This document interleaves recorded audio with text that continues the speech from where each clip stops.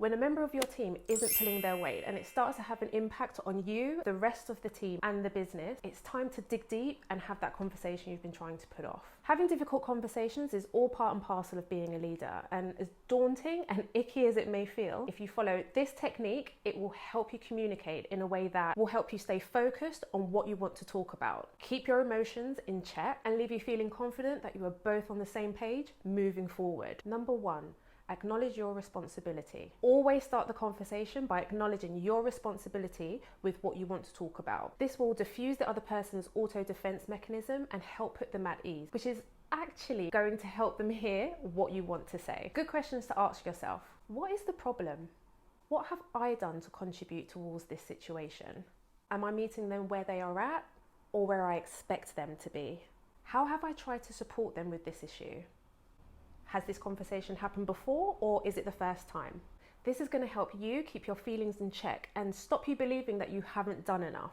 It sets the right tone for your delivery, so you'll be more confident having the conversation in the first place. Plus, it sets a more level playing field before you get into the icky bit. Number two, define the outcome. Never go into a conversation without an outcome defined before you go into it. This is going to be a roller coaster of emotions and a roller coaster of a conversation. The person you're speaking to, they might get upset, they might shut down, or even worse, get real loud. You might get emotional or annoyed, and that's going to make you go off track from what you want to say. So have a really good think about, what do I want to happen or change, what date and time? Number three, listen and validate. Do this a lot.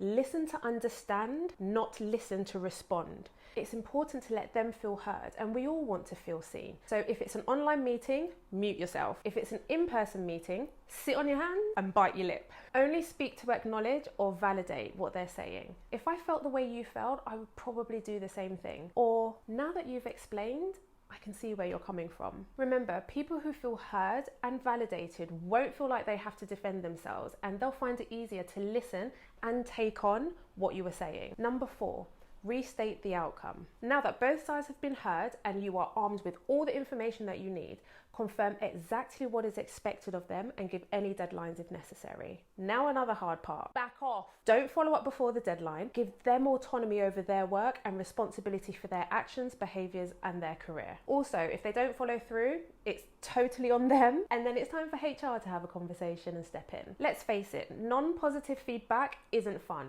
It's awkward, uncomfortable, and you don't want to come across as a meanie. But if you can find the courage to speak to this person, you'll be amazed at how much easier it becomes. Remember, you are giving them this feedback because you are dedicated to their success, building better relationships and smashing your department's goals. How do you feel about having your difficult conversation now? If you enjoyed this and you got a lot out of it, please hit the like button, share it with somebody that needs it, and be sure to subscribe and hit the bell to be notified every single time I post a new episode. Thank you for watching, and until next week, I bind you in white light to which no negative energy can enter. Bye-bye for now.